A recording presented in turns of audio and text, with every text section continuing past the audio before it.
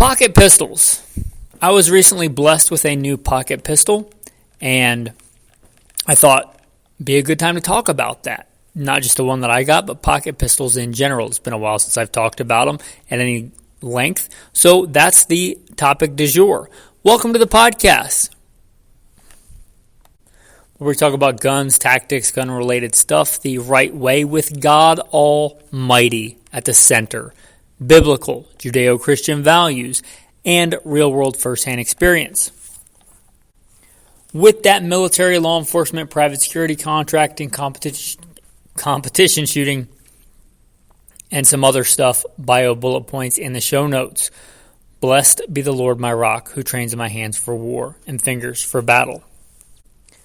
Now, if you listen for any length of time, you might be thinking, whoa. Aren't you the one that's always harping on carry a full-size fighting handgun on your hip like a man? Yes, I am, and I'm doing that right now. And I do that on duty, and I do that off duty. I do that most of the time, the vast majority of the time. I carry a full-size fighting handgun on my hip like a man. This is not me telling you to stop carrying a full-size fighting handgun and carry a pocket gun. This is not that.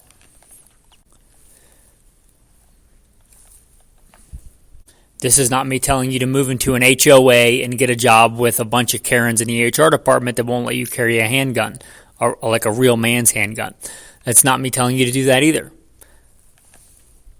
This is not me telling you these are great choices for defense. What I'm saying is there are certain times where it's either like a very small pocket gun or no gun. And not just because you don't feel like it, not because it's uncomfortable, because it's actually really impractical or tactically unsound. Now, I've been carrying a small pocket pistol for a very long time. My first handgun that I bought with my own money is Smith & Wesson J-frame. When I was L.A.P.D, I was issued a sidearm handgun in the Marine Corps in combat, and I was issued a duty gun for L.A.P.D, but we had to buy our own backup guns. I bought a Smith & Wesson J-frame 38, which I still have, and I years later bought a 357, which I still have and use. And those are still my primary pocket guns, whether it's for a backup gun. That was a primary reason I used it, law enforcement, as an off-duty gun or a backup gun when I wanted an extra gun. That's still a good use for these pocket guns. Now, my number one go-to pocket gun has been for a long time is a J-frame. And it doesn't have to be a Smith & Wesson J-frame, a snubby, right, a snub nose. Generally, most of the time, that's a good choice if you have to carry a pocket gun. 38Special and or 357 is decent. 5 rounds capacity, or 6, depending on the snubby, is decent. If you get an airweight or a lightweight, they're not too cumbersome. And if you're carrying normally in like normal pockets, they're pretty rounded. So even though they're kind of thick, they carry pretty well for some circumstances. And I love those, and I still carry them. I have a Smith & Wesson 360 PD. That's a 357 Scandium. It weighs 11-point-something ounces. It's super lightweight. 5 rounds of 357 Magnum or 38 Special for 11 ounces is really, really good. And I've had that gun for years, and the one before it, the 38 Special, I think it's an airweight. I've had it so long, a lot of the finish and stuff is worn off on it. But I think it's an airweight, stainless steel. I don't know the model. It's also very good. It's not as lightweight as that, but it's fairly lightweight. And I still have it. Now, again, these are not great carry guns. I don't carry these day to day. I'm not advocating that you carry them day to day. They're better than nothing. They're a good backup gun. They're a good emergency gun. These were real common in law enforcement. And when I was like teaching, instructing, working on ranges and in law enforcement and teaching a lot of law enforcement guys, there was this and there was the little small 380s. The, original Smith & Wesson Bodyguard, the Ruger LCPs. It would have been back then a car 380. There was a lot of those little small guns like that for backup guns. Carry them in a handcuff case, carry them in a pocket, ankle holster. Generally, I didn't do that. I went a little bit bigger and carried a Glock 26, but that's kind of outside the scope of today's discussion. That's not generally considered a pocket gun, although I have done it. Not generally considered a pocket gun. But these really small backup or pocket guns. Now, I have never liked the really small 380s. I just think you get uber small, and I just don't like them. They're hard to control. They're snappy. They jump out of your hands. And given the choice between, a Revolver 357 J-frame and one of these little small 380s, I'll generally take the J-frame. But that's not what I just got. I got a very small semi-auto. But wait, you just said you didn't like them. Well, I didn't get it in 380. I got it in 32 ACP. 32 ACP, what is this, 1903 in a pocket hammerless? No. It's a gun, I don't even know how I came across it at first. I honestly can't even remember. I had one so long ago, and I had it, and I really liked it. It's one of those guns that I had, and I liked, and I used it, and then I sold it for very little money, and then regretted it for years, and then I just got another one. It's the Kel-Tec P32. The Kel-Tec P32. And I had one of these a long time ago. I remember being very reliable, very accurate. I remember doing like headshots with it at 25 yards. It was a very good gun that I sold. I probably needed the money at the time. And I regretted it, and I've regretted it for a long time. If I already have the Smith & Wesson 360 PD, why then would I get this gun? Well, because the Smith & Wesson, as light as it is at 11 point something ounces, this one weighs 7. I forget if it's just under or just over 7 ounces, but it's right around 7 ounces. Compared to 11, that makes the 11-ounce gun seem pretty big and bulky, and compared to this, it is. This gun is crazy slim, even slimmer than a 380. Very lightweight, even more lightweight than a 380. This gets back to the primary reason I got this. Running, sprinting. Now, this is not me saying you should never run with your EDC gear. You absolutely should run with your EDC gear, and I did that last night. That's a pretty good test for your EDC, and you should do it from time to time. If you don't run with your EDC, you don't actually have EDC. You have TDC, temporary daily carry, because it's temporary, because when you start running with it, it's going to fall all over the place, and you're not going to have it. And if you're the dude that's like, I'm never going to run from whatever, how about running to it, right? You are going to, trust me, as somebody that's been a lifelong gunfighter, you're going to run. Like, hopefully towards danger. Hopefully that's the kind of man that you are. But you're just going to be like, oh, there's women and children getting shot in an active shooter, but I'm just going to waddle forth the last 100 yards because I don't want to run, because I said I'm not a runner. Really? No, you're going to run. Hopefully you're going to run. If not, probably just listen to another podcast. But, yeah, you're going to run. And if you can't run with your EDC, then you have a temporary daily carry. You don't actually have everyday carry. You have a I don't know, a barbecue gun or a look cool gun, but if you need to be able to run with your EDC. That said, if I'm actually running long distance or doing wind sprints up hills and things like that, a smaller, slimmer gun is kind of nice. And I have many times run with my Scandium J-frame. But I wanted something a little bit thinner and a little bit lighter. And I remembered that gun, and I put an in-stock alert out on Midway USA, and they came in, and by God's grace, I had the money, so I bought one. They're right around $300, right? They're not a super expensive gun. And I got one, and I've been doing some training with it. And it's super nice. It's super slim. It's super compact. 7 ounces and 32 ACP. Now let's touch back on the 32 ACP. This is not a powerhouse. This is not a great defensive round. This is not a great defensive gun. This is a gun that's better than nothing. I'm not telling you to get rid of your full-size fighting handgun and carry a Kel-Tec P32.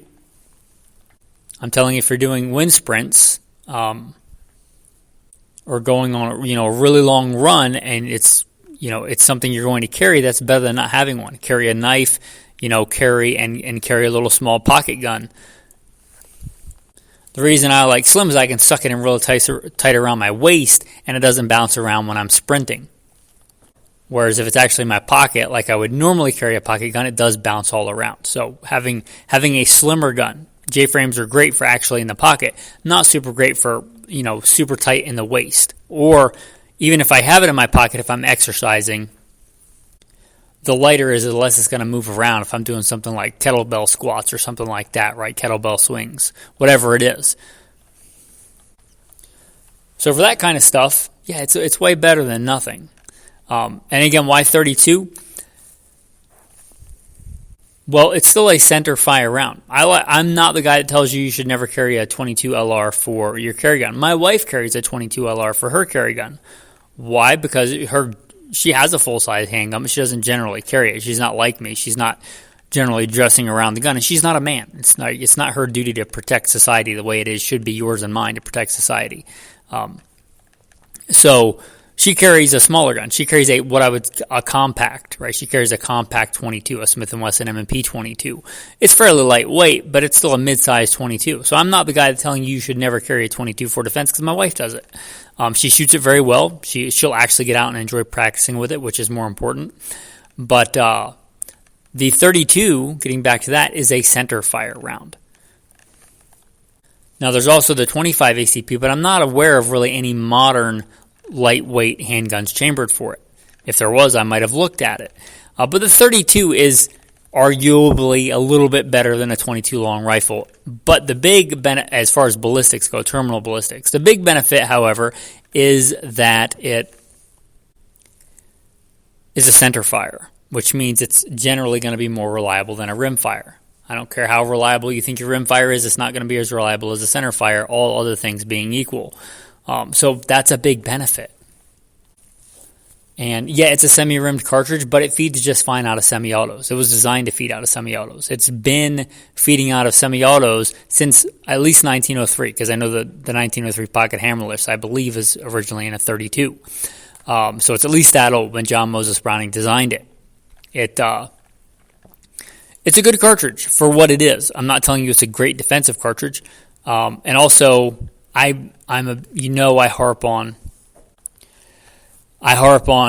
be really diligent and choose your carry ammo that shoots point of aim, point of impact, and all that stuff.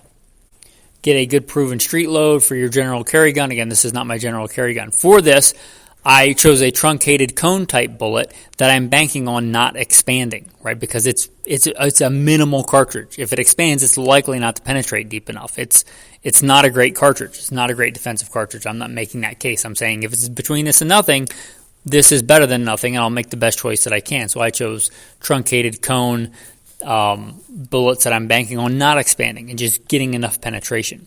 It holds 7 plus 1, I believe. 32 ACP, and it's still very light, even fully loaded. Obviously, it's going to add some weight, but it's a fairly light gun, light cartridge. And again, unlike my last one, this one very reliable. Unlike my last one, this one did not shoot point of aim, point of impact, and it has fixed sights theoretically, but no sights are fixed when you have a Dremel, right? So I Dremeled down that sucker, cut off a bunch of the front of the slide, and reshaped the front sight, and now it's pretty good. So there's that. And I tried 2 different loads of ammo with it before I adjusted. It was way off. I had to again take the Dremel and a hand files to it. 2 hand filer files, I forget how many I used, but to reshape that front of that gun to make it shoot point of aim, point of impact. But so far, it's been 100% reliable. I've done quite a bit of training with it. I've done some, CQB type training with it. I've done some shooting at distance with it. It's a decent little gun. And unlike a 380, it's not super snappy. That's one of the reasons I chose it, aside from a 380. Yeah, 380 is better ballistically. I will grant you that. But if I have to adjust my grip after I fire the gun, then it's not better ballistically if I can only get one round and have to adjust my grip. If I can shoot consecutively quickly, as quick as you can fire a double action, with a 32, I take that over the 380 that's super snappy that takes me longer to get follow-up shots on. Everything's a trade-off. And again, I've been around a lot of the little compact 380s, and generally I don't like them. Now, 380 can be fine in a slightly bigger gun, and if you're shooting something like, what is it, the M&P EZ, whatever they call that, the EZ 380. That's a fantastic gun in 380, but it's way bigger than this gun. Again, this is not my general go-to carry gun. The goal of this was to get the slimmest, lightest gun I could find. And if you can find a slimmer, lighter, center fire gun than this, let me know, because I don't know of any. It's 7 ounces and it's 8 rounds of 32 ACP. If you can find a lighter, slimmer, reliable gun, please let me know, because I would be interested in it. But this is the lightest, slimmest one that I could find. It's kind of a sleeper. Not a lot of people talk about the Kel-Tec P32, but for this application, I think it's good. And you can get very, very small 380s like a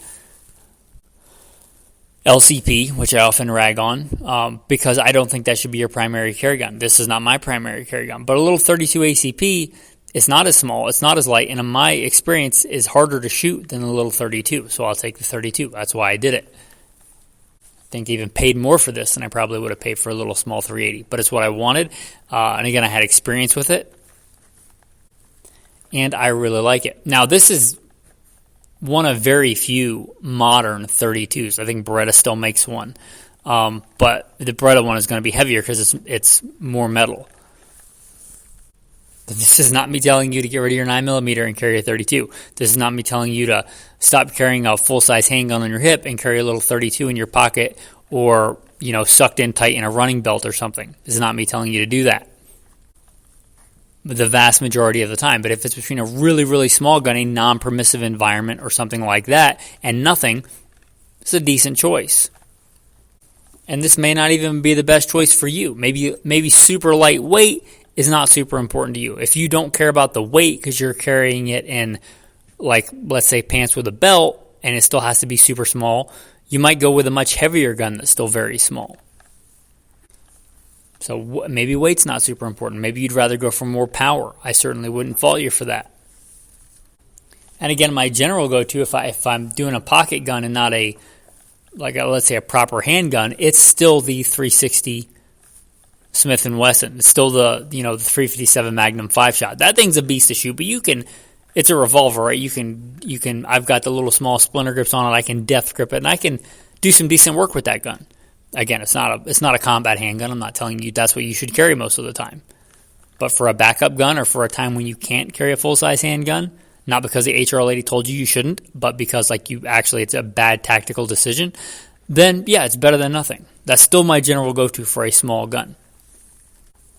But again, generally, carry a full-size handgun on your hip like a man. Don't carry a little compact or subcompact pointed at your genitals like a Mexican gangster and call it appendix because it's a new marketing term and everybody tells you it's cool and fast, and stop pointing guns at your genitals. Anyway, again, everything's a trade-off. For these guns, great? No, but they're lightweight and they're small.